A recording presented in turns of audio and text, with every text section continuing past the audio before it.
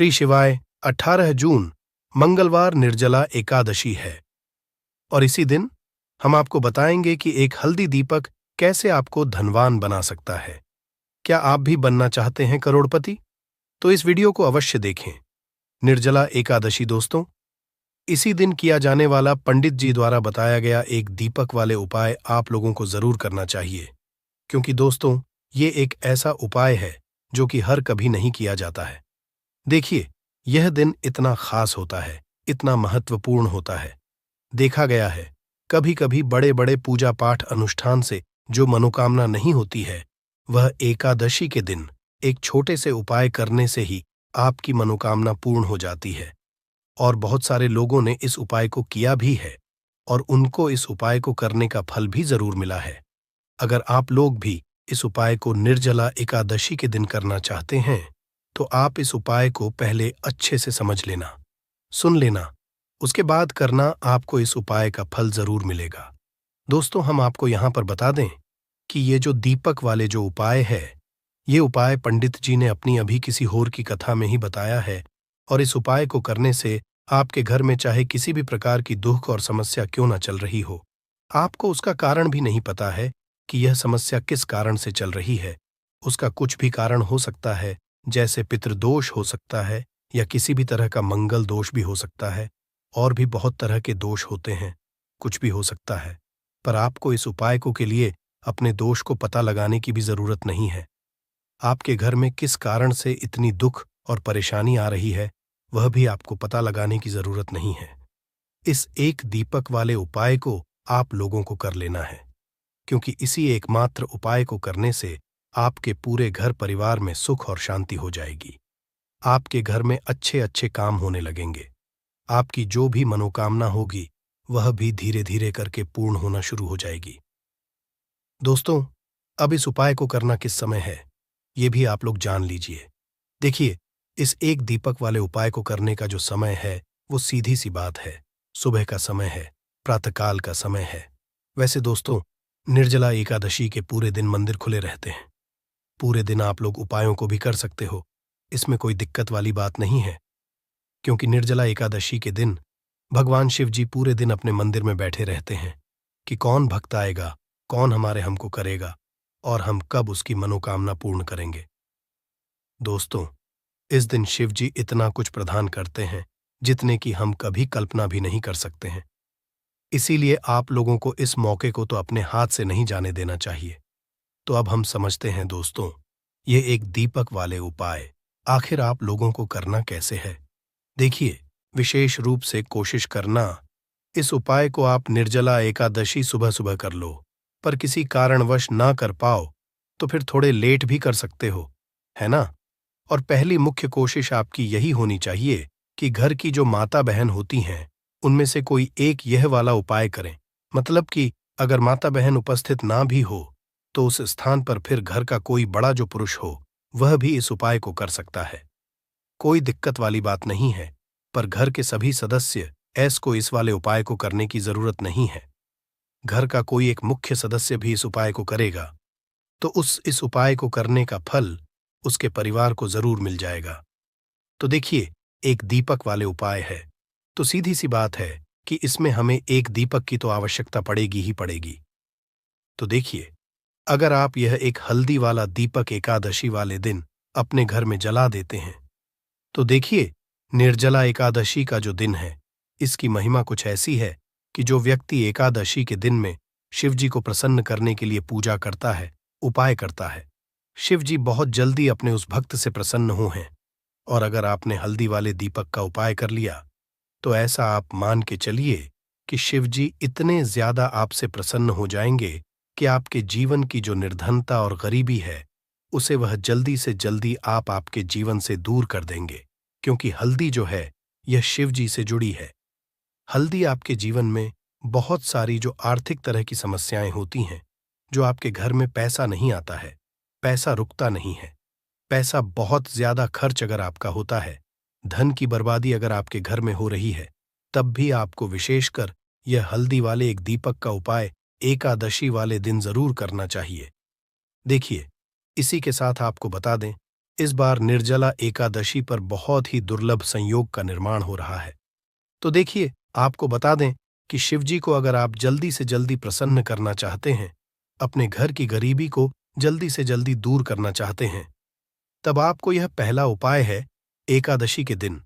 तो उपाय को करने के लिए आपको कौन कौन सी चीज लेनी है और किस समय उपाय करना है। तो देखिए, उपाय को करने के लिए आपको यहां पर लेना है एक चुटकी काला तिल। ठीक है ना? बहुत ही जरा सा एक चुटकी काला तिल लेना है और एक ही चुटकी आपको लेनी है पीसी हुई हल्दी। अब आपको क्या करना है, आपने नहाने वाले जल में एक चुटकी हल्दी डालनी है और एक चुटकी काला तिल डालना है और आप इस जल से स्नान करना है। तो देखिए, जब भी आप अपने जल में हल्दी डालकर, विशेषकर अगर एकादशी के दिन आप अपने जल में हल्दी डालकर स्नान करते हैं, तो इससे होता क्या है, आपके जीवन में आपका जो भाग्य आपका साथ नहीं दे रहा होता है, आपके पास जो पैसे आने के रास्ते बंद होते जा रहे हैं, जो आपके जीवन में निर्धनता बढ़ रही है, गरीबी बढ़ रही है, जो आप अपने जीवन में बार बार असफल हो रहे हैं ना, इन सारी चीजों से आप देखें कि आप बाहर निकल कर आ जाएंगे। आपके घर में, आपके जीवन में पैसा आना शुरू हो जाता है, पैसा रुकना शुरू हो जाता है, क्योंकि यहां पर आपकी कुंडली में गुरु की स्थिति बहुत मजबूत हो जाती है, जिसके बाद आप जिस काम को करते हैं उसमें आपको लाभ ही लाभ मिलता है। तो यह पहला उपाय है, एकादशी के दिन इस उपाय को आप जरूर करें। अब बात करेंगे दूसरे उपाय की। देखिए, जो दूसरा उपाय आपको बताने जा रहे हैं, इस उपाय को अगर आप एकादशी के दिन करते हैं तो आपकी सारी अधूरी मनोकामना को शिवजी पूरा कर देते हैं। तो यह उपाय भी विशेष कर करें। अगर कोई भी ऐसी विश है, कोई भी ऐसी इच्छा है आपकी जो अभी तक अधूरी है, पूरी नहीं हो रही है, तो आपको शिवजी को प्रसन्न करना है ये दूसरा वाला उपाय एकादशी के दिन करके। तो देखिए, यहां पर उपाय को करने के लिए आपको लेना है तुलसी की लकड़ी। देखिए, बहुत सारे लोगों के घर में तुलसी का पौधा सूख जाता है और तुलसी की जो टहनियां होती हैं, है ना, तुलसी की ठनी को आपको छोटा छोटा कर लेना है। ठीक है ना? छोटे छोटे पार्ट आप उसको तोड़ लें, डिवाइड कर लें, और फिर आपको क्या करना है, एक लाल कपड़े के अंदर इन टहनियों को रखना है। कितनी लेनी है? आप 2 ले सकते हैं, 5 ले सकते हैं, 11 ले सकते हैं। अगर 11 की संख्या हो तो बहुत उत्तम है। अब आपको क्या करना है, लाल कपड़े के अंदर रखना है और इसकी छोटी सी पोटली आपको बना लेनी है। अब सबसे पहले आपको क्या करना है, इस पोटली को शिवजी के चरणों में स्पर्श करना है, उनके चरणों से स्पर्श करना है। इसके बाद आपको यह पोटली घर में या तो अपने घर के मुख्य दरवाजे पर आपको इसको टांगना है। अंदर की तरफ टांगे, बाहर की तरफ नहीं। ठीक है ना? या फिर इसे आप अपने घर के मंदिर में एक तरफ रख देंगे। देखिए, जब भी आप तुलसी की टहनी जो होती है उन्हें अपने घर में कहीं पर भी रखते हैं और शिवजी से प्रार्थना करते हैं कि मेरी यह विश है, मेरी यह मनोकामना है, बहुत लंबे समय से अधूरी है, मेरे जीवन में निर्धनता है, गरीबी है, मेरे घर में सुख समृद्धि नहीं, मेरे घर में क्लेश है। तो जिस प्रकार की भी आपकी समस्या होती है, जो भी आपकी मनोकामना होती है, उसे शिवजी पूरा कर देते हैं और आपकी जीवन की निर्धनता और गरीबी तो कोसों आपके जीवन से दूर हो जाती है, जब भी आप तुलसी की लकड़ी का यह छोटा सा उपाय कर लेते हैं। एकादशी के दिन एक चीज आपको बिल्कुल ध्यान रखनी है कि तुलसी का पौधा अगर आपके घर में सूख गया है, तब आपको एकादशी के दिन उसकी लकड़ियों को निकालना है, क्योंकि एकादशी के दिन तो तुलसी की पत्तियों को भी नहीं तोड़ा जाता है। यह चीज विशेषकर आपको ध्यान रखनी है। ठीक है ना? तो पहले से ही आप तुलसी के पौधे की, अगर आपके पास टहनियां हैं, तभी ये उपाय आप करें। दूसरी चीज कि जिनके घर में तुलसी का पौधा हरा भरा है ना? बहुत सारे लोगों के पौधे सूख गए जाड़ों में, लेकिन बहुत सारे लोग बहुत अच्छे से रखते हैं और किसी किसी के घर में तुलसी का पौधा सूखता नहीं है। तो उन्हें क्या करना है, उन्हें तुलसी के पत्ते लेने हैं। ठीक है ना? तुलसी के 2 पत्ते लेने हैं और आपको जब भी आप शिवजी को भोग लगाते हैं वैसे आप लगाते ही हैं, हर बार अपने घर में तुलसी के पौध पत्तों के साथ, लेकिन एकादशी के दिन विशेषकर आपको तुलसी के 2 पत्ते शिवजी को उनके भोग में अर्पित करने हैं। जो भी आप उन्हें भोग लगाते हैं, जिस चीज का भी, उसके साथ आपको तुलसी के 2 पत्ते जरूर शिवजी को अर्पित करने हैं। एक चीज ध्यान रहे, भूल कर भी आपको इस दिन चावल खाने ना है, और चावल का भोग भूल कर भी आपको किसी भी देवी देवता को नहीं लगाना है, ठीक है ना? क्योंकि चावल खाना इस दिन महापाप होता है। ऐसा बिल्कुल भी ना करें। भूल कर भी आपको यह चीज नहीं करनी है। तो देखिए, जब भी आप तुलसी के 2 पत्ते शिवजी को अर्पित करते हैं, उनके भोग में उन्हें देते हैं, तो इससे क्या होता है कि शिवजी आपसे बहुत ज्यादा प्रसन्न हो जाते हैं, और आपके जीवन के चाहे जिस तरह के भी दुख हो, फिर आप अपने जीवन के वो दुख जी से कहते भी नहीं है ना, आपके बिना कहे ही आपके जीवन के सारे दुखों को वो दूर कर देते हैं। चलिए अब बात कर लेते हैं। एक चुटकी हल्दी डालकर दीपक आपको कहां पर लगाना है, उपाय को कैसे करना है, और कैसे यह एक चुटकी हल्दी वाला दीपक आपके जीवन की निर्धनता को तो दूर कर ही देगा। मां लक्ष्मी की ऐसी कृपा आपके ऊपर बरसेगी कि आने वाली 7 पीढ़ियों को भी ना धन की कमी नहीं होगी। इतना ज्यादा शिव जी आपसे प्रसन्न जाते हैं। इस एक उपाय को करके देखिए। पहली चीज आपको बता दें कि हल्दी जो है, यह आपके जीवन में बहुत सारी अच्छी अच्छी चीजों को लेकर आती है, जैसे कि पैसे को बढ़ाने का काम करती है, और आपके घर में धन आने के स्रोत अगर बंद हो गए हैं, धन आने का रास्ता अगर आपके घर में बंद होता जा रहा है, उसे खोल देती है। क्योंकि आपके घर की नेगेटिव एनर्जी है, नकारात्मक ऊर्जा है, बुरी शक्तियां हैं, इन सारी चीजों को हल्दी कर देती है। क्योंकि जहां पर हल्दी होती है, वहां पर ये सारी चीजें रहती ही नहीं है। तीसरी चीज, हल्दी शिवाजी से जुड़ी है, तो शिव जी आपसे तुरंत प्रसन्न हो जाते हैं। जब भी आप हल्दी का कोई उपाय करते हैं, तो आपको पीसी हुई एक चुटकी हल्दी लेनी है, और ये एक चुटकी पिसी हुई हल्दी आपको दीपक के अंदर डालनी है। शुद्ध देसी घी का दीपक आप तैयार करेंगे, गोल बाती लगाएंगे, और फिर उसके अंदर एक चुटकी हल्दी आपको डालना है। अब देखिए, ये हल्दी वाला दीपक लगाना कहां पर है। ये दीपक अगर आपके घर में तुलसी जी का पौधा हरा भरा है और तुलसी का पौधा है, तब तो आप तुलसी जी के पौधे के पास लगाएंगे। बहुत सारे लोग हैं जिनके घर में अभी तुलसी का पौधा नहीं है। कुछ लोगों का सुख गया या किसी किसी के घर में होता नहीं है ना? तो वो लोग क्या करेंगे? मंदिर में भी आप लगा सकते हैं। अगर आपके घर के आसपास कहीं मंदिर है, वहां भी आप लगा सकते हैं। वरना यह दीपक आपको अपने घर के मंदिर में लगाना है। तो जब भी आप हल्दी का दीपक शिव जी के सामने या तुलसी जी के पौधे के पास लगाएंगे, तब आपको उनका एक मंत्र है, उस मंत्र को आपको 11 बार बोलना है। ये मंत्र सभी को आता ही है। अगर नहीं आता है तो आप इसे नोट कर लें। मंत्र इस प्रकार है: श्री शिवाय नमस्तुभ्यम। ठीक है ना? श्री शिवाय नमस्तुभ्यम।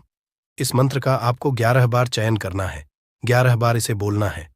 अब देखिए, जो लोग मंत्र याद नहीं रख पाएंगे या जिन्हें नहीं आता है, वो श्री हरि विष्णु का ऐसे ही स्मरण कर लेंगे, उनका ध्यान कर लेंगे और दीपक जला देंगे।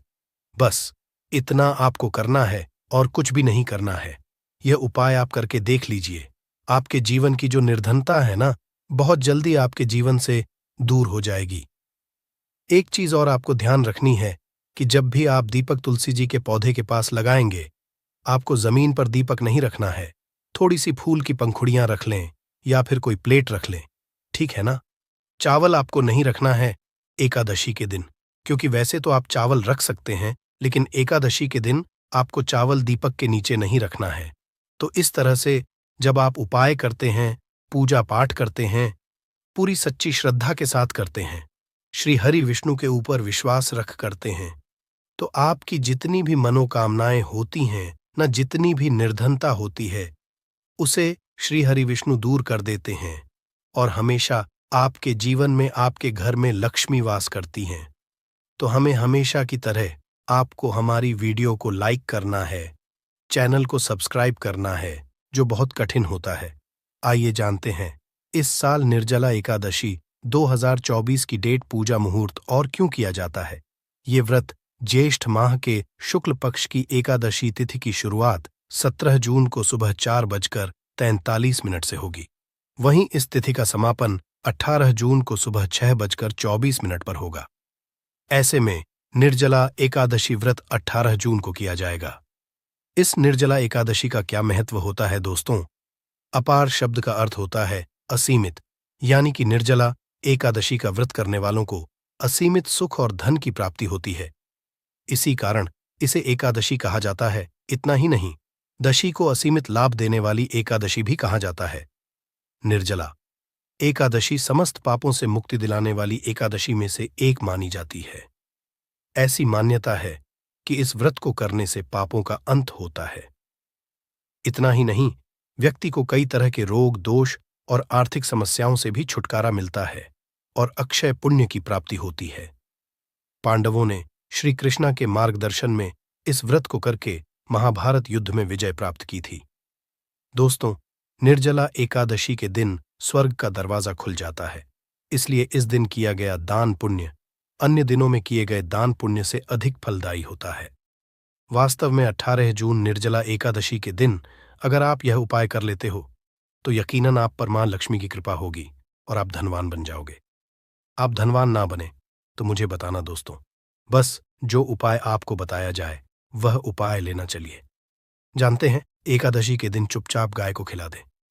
यह एक छोटी सी चीज, रोडपति भी होंगे, करोड़पति मिलेंगे, सभी संकट और कष्टों से मुक्ति, मृत्युदंड, पितृदोष तुरंत होगा खत्म, पूरे साल आपके भरे रहेंगे।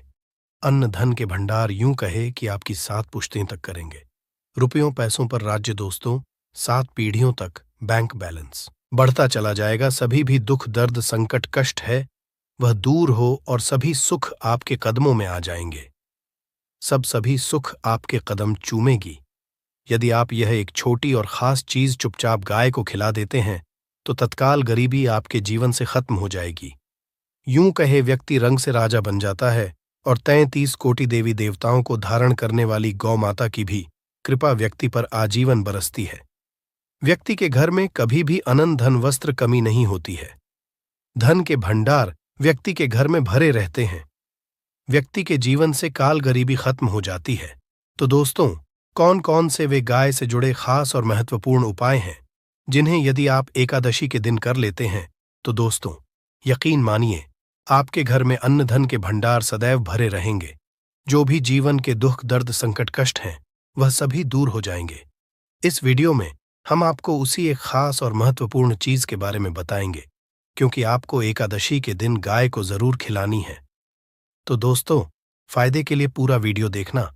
यदि आज की इस वीडियो को अपने बीच बीच में से देखा, काट काट कर देखा, तो यकीन मानिए जीवन में आपको कभी सफलता हासिल भी नहीं होगी, क्योंकि इस वीडियो में आपको कुछ ऐसे उपाय गाय से जुड़े बताने वाले हैं जिन्हें करने से आपके जीवन के जो भी दुख, दर्द, संकट है या कामयाबी होने में कोई बाधाएं आ रही, सभी से छुटकारा मिलने वाला है। यूं कहे कि आपके जीवन में अपार धन, सुख, संपत्ति की प्राप्ति हो जाएगी। कभी भी धन से संबंधित परेशानी नहीं रहेगी। आर्थिक स्थिति आपकी प्रबल हो जाएगी। धन प्राप्ति के योग्य बन जाएंगे और जीवन में सदैव अनंत धन के भंडार आपके घर में भरे रहेंगे।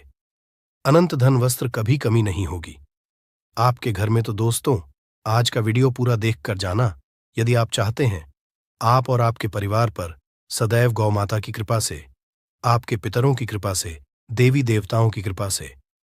तो दोस्तों, वीडियो को देखकर जाना, बहुत ही फायदेमंद वीडियो है।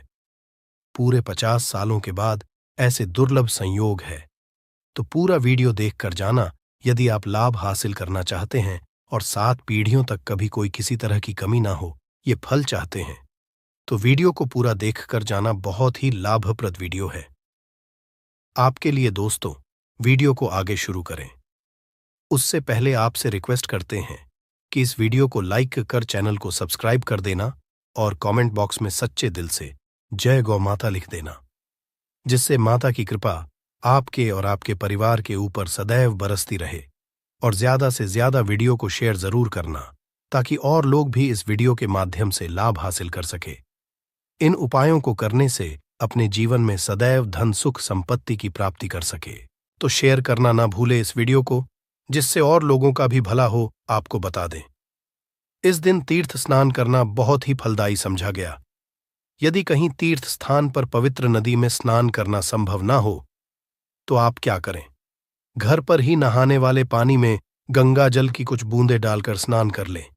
और साथ ही साथ यदि आप स्नान आदि से निवृत्त हो जाएं, सर्वप्रथम तो अपने घर के पूजा स्थान को साफ कर वहां पूजा पाठ करें और दान जरूर करें। और इस एकादशी के दिन दान करने से सभी मनोकामनाएं पूर्ण हो जाती हैं। एकादशी के दिन कर पूर्वजों की पूजन के लिए बहुत ही शुभ फलदायी समझा गया है। आपको बता दें इस बार, जो इस दिन पूजा के साथ साथ सूर्यदेव की पूजा जरूर करनी चाहिए। आपको बता दें कि इस दिन यदि सूर्य नारायण की पूजा करते हैं तो आपके ग्रह जनित दोष भी दूर हो जाता है। व्यक्ति के जीवन में धन सुख संपत्ति की प्राप्ति हो जाती है। समस्त मनोकामना व्यक्ति की पूर्ण हो जाती है। और दोस्तों, साथ ही साथ अब बात करें आपको उस दिन, मतलब यह जो एकादशी के दिन है, इस दिन आपको एक उपाय तो जरूर करना है। गाय का उपाय बताने से पहले एक उपाय आपको बता दें। इस उपाय को जरूर दूर करें। क्या करें कि शाम के समय पीपल के पेड़ के नीचे आपको सरसों का चौमुखी दीपक, आटे का दीपक बनाना है। चौमुखी, उसमें आपको कलावे की बाती लगाकर सरसों के तेल का दीपक जला देना है और बीच में 2 साबुत फूल वाले लौंग भी डाल दें। फिर देखिए कैसे चमत्कार आपके जीवन में होता है। शाम के समय लेकर उसे छोड़े। मनोकामना मांग कर दोस्तों, 11 दिनों के अंदर आपकी वह मनोकामना पूर्ण ना हो जाए तो हमें बता देना। बहुत ही प्रभावशाली उपाय बताया मैंने आपको, बहुत ही दुर्लभ से दुर्लभ है। इस बार नए वर्ष के उपाय को जरूर करें। यह उपाय जो है बहुत ही आपको लाभ देगा। और अब बात करें गाय से जुड़े कौन कौन से उपाय आपको इस दिन, मतलब गाय से जुड़े उपाय जिन्हें करने से व्यक्ति को 7 पीढ़ियों तक बैंक बैलेंस की कमी नहीं, दुख, दर्द, संकट, कष्ट दूर हो जाते हैं और सभी सुख व्यक्ति के कदमों में आ जाते हैं। कदम चूमती है सभी सुख और घर में धन के भंडार सदैव भरे रहते हैं, कोई कमी नहीं होती। किसी तरह कौन कौन से उपाय ध्यान से सुनना, जिस तरह बताएं उसी तरह इन उपायों को आपको करना है। तो चलिए शुरू करते हैं। कौन कौन से गाय से जुड़े उपाय हैं? प्रभावशाली चमत्कारिक उपाय है जो कि आपकी किस्मत को चमका देंगे। एकादशी से आपको लाभ शुरू करते हैं दोस्तों। सनातन परंपरा में गाय गंगा और गायत्री का बहुत ज्यादा धार्मिक महत्व है।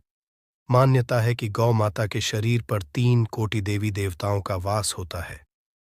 गौ माता की पूजा करने वाले जातक पर इन सभी देवी देवताओं की कृपा बरसती है।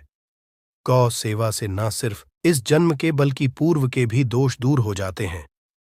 गाय से हासिल पंच गव्य का उपयोग जरूर शामिल करें, क्योंकि पंचम गव्य के बिना कोई भी पूजा पाठ और हवन सफल नहीं होता। या दोस्तों, गौ कृपा पाने के लिए प्रतिदिन सप्ताह अथवा महीने में परिवार समेत एक बार गौशाला जाने का नियम जरूर बनाएं और वहां गायों को हरा चारा जरूर खिलाएं। इससे आपको शुभ फलों की प्राप्ति होगी और साथ ही साथ गौ सेवा और गौ पूजा से 9 ग्रह शांत हो जाते हैं और इनसे जुड़े दोषों का निदान हो जाता है। गर्मियों में गौ माता को पानी पिलाए और सर्दी में गौ माता को गुड़ जरूर खिलाए। ध्यान रखें कि गर्मियों में गाय को गुदिया। अनेक देवी देवता को अपने नए शरीर पर धारण करने वाली गौ माता जुड़े कई शुभ और अशुभ संकेत भी होते हैं। मसलन गाय का दूध धोते समय यदि गाय ठोकर मार दे और सारा दूध बिखर जाए तो अब शगुन होता है। यदि कोई यात्रा पर निकल रहा हो और गाय अपने बछड़े को दूध पिलाती सामने आ जाए तो निश्चित रूप से जिस यात्रा के लिए आप निकले हैं वह यात्रा आप जरूर ही सफल होगी और वह जिसके लिए आप निकले हैं वह जरूर ही पूर्ण होगा। यात्रा पर जाते समय बाएं ओर की आवाज आना और रात्रि में गाय की हुंकार करना भी शुभ होता है। दोस्तों, साथ ही करना भी शुभ होता है। दोस्तों, साथ ही साथ गाय के साथ आप भूलकर भी दुराचार ना करें, अन्यथा मिलता है घोर पाप और जीवन भर की परेशानियां बनी रहती हैं। जी हां दोस्तों, गाय को राष्ट्रीय पशु बनाए जाने और इन्हें मौलिक अधिकार दिए जाने की बात हो रही है। तो सवाल उठता है, गाय संस्कृति का अहम हिस्सा है, तब भी गाय के साथ लोग खराब व्यवहार कैसे कर लेते हैं। गाय दर दर भटकती रहती है, भरपेट इन्हें चारा तक लोग नहीं देते। गाय जब तक दूध देती रहती है तो उनकी सेवा होती है और जैसे ही दूध देना बंद कर देती है तो लोग इन्हें उनकी किस्मत पर छोड़ देते हैं। सड़कों पर और गलियों में भटकने के लिए ऐसे में गोवंश जीवों को कोई डंडे मारता है तो कोई पानी डाल देता है, कभी वाहनों की चपेट में आ जाती है तो कभी बीमार होकर बेचारी ये गाय दम तोड़ देती है। ऐसे में जरूरत है इन बातों को जानने की। गाय को लेकर शास्त्रों में क्या कहा गया है, गाय के साथ कैसा व्यवहार करना चाहिए। दोस्तों, गाय को कभी भी मारना पीटना नहीं चाहिए। शास्त्रों में गाय को माता का दर्जा दिया गया है। गाय को मारने वाला माता को मारने पीटने वाले के समान पाप का भागीदार समझा जाता है। नर्क लोक में वर्षों तक कष्ट भोगना पड़ता है। अगले जन्म पशु योनि में मिलता है।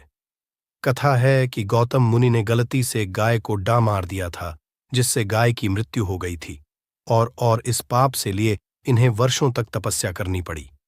भगवान श्री कृष्णा जी ने बैल स्वरूप में आए वृद्धाश्रम का वध कर दिया था, जिससे मुक्ति के लिए भगवान श्री कृष्णा को संपूर्ण तीर्थों को एक कुंड में बुलाना पड़ा और इस कुंड में स्नान से वह पाप मुक्त हो गए थे। दोस्तों, साथ ही साथ पानी पी रही गाय को भगाते हैं। वे घोर पाप के भागी बनकर नर्क भोगते हैं, ऐसा पुराणों में बताया गया है।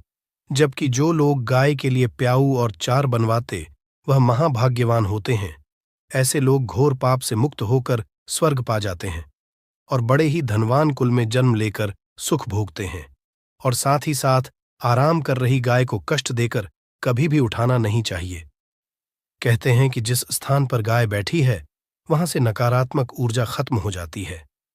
गाय के बैठने की जगह को जो लोग नियमित साफ रखते हैं वह जन्म में किए गए जाने अनजाने में पापों से मुक्ति हो जाती और गोलोलोक में स्थान पाते हैं। गाय को डंडा मारकर उठाना, पानी डालकर उठाने से मनुष्य पाप का भागी बनता है और अगले जन्म में उसे दर दर भटकना पड़ता है। और साथ ही साथ शास्त्रों में बताया गया है कि गाय का दूध उसके बछड़े के लिए होता है। गाय के बछड़े से बचा हुआ दूध ही मनुष्य को लेना चाहिए, परंतु कुछ लोग एक बार गाय को दूध लेने बाद फिर से बछड़े के लिए बचा हुआ दूध भी धो लेते हैं। ऐसा करना घोर कहाँ जाता है। ऐसे दूध को धोने वाला और ग्रहण करने वाला दोनों ही पाप के भागी बन जाते हैं। दोस्तों, साथ ही साथ शास्त्रों में कहा गया है कि गोवंश मतलब गाय और बैल के पीठ पर नहीं बैठना चाहिए। इनकी पीठ पर बैठने से महापाप लगता है। ऐसे लोगों को नर्क की यातना भोगनी पड़ती है।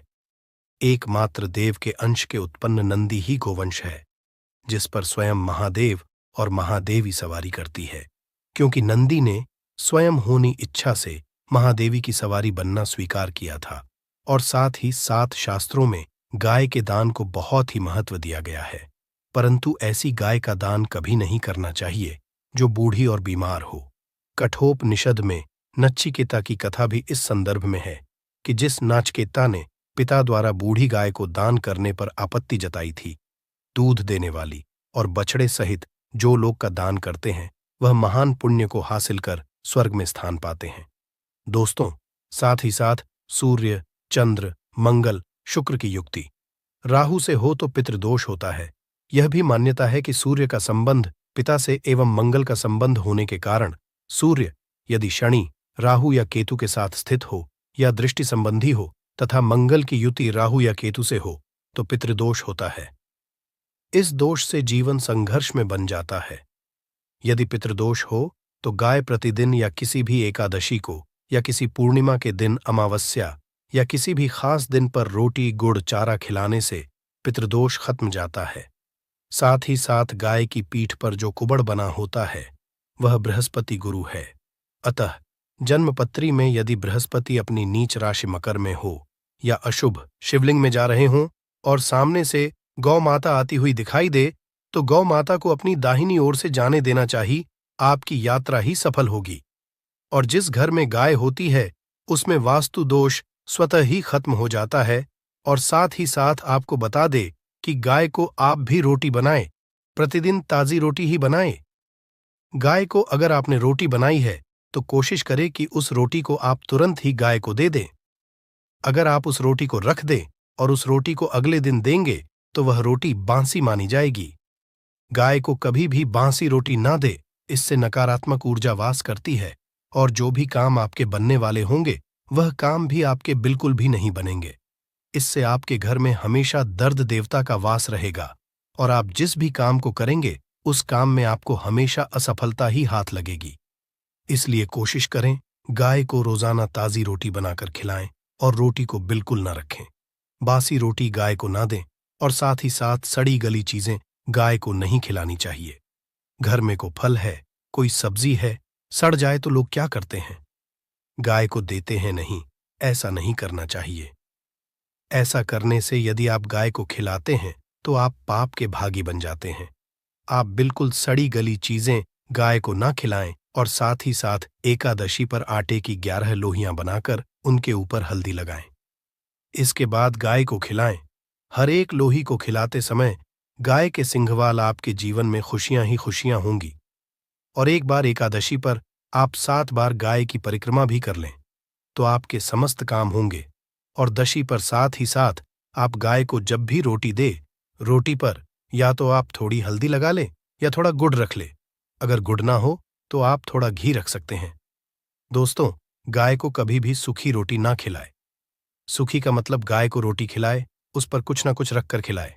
हल्दी रख ले, गुड़ रख ले, मिश्री घी या जो भी रख ले, मतलब खाली नहीं खिलानी है, इतना करने मात्र से आपके जीवन के सभी दुख दर्द समाप्त। नहीं तो आपके अंदर ऐसी गर्मी आएगी कि आप निकालने के लिए पागल हो जाएंगे कि ये गर्मी निकले। कहाँ ये पति पत्नी जरूर देखें। दोस्तों, अमरबेल एक तरह की लता होती है और ये जीन्स भी पेड़ पर लिपटी होती है। उस पेड़ की समस्त जितनी भी शक्ति होती है उसे अपने अंदर में खींच लेती है, चुंबक की तरह खींच लेती है और उस वृक्ष को बिल्कुल ये सूखा देती है। आयुर्वेदिक की दृष्टि से भी अमरबेल बहुत ही उत्तम होता है। आज हम आपको वास्तु टिप्स के माध्यम से बताएंगे कि अमरबेल अगर आपने खा ली तो समझो आप सामने वाले की आवाजें निकाल हैं। दोनों पार्टनर पसीने में हो सकते हैं। दोस्तों, इसमें बहुत सारे चमत्कारी गुण पाए जाते हैं। कई तरह की विभिन्न तरह के यह बीमारी को ठीक करने का काम करते हैं और अगर अध्यात्म की दृष्टि से देखा जाए तब भी यह बहुत सारे हमें चमत्कारिक लाभ प्रदान करते हैं। और इसकी खास बात यह, जीस भी पेड़ पर लिपटी होती है, उसकी समस्त शक्ति को अपने अंदर समाहित कर लेता है, खींच लेता है और यह उसी पेड़ के अनुरूप आपको फल प्रदान करते हैं। अमरबेल खेतों में बहुत आसानी से देखने को मिल जाते हैं।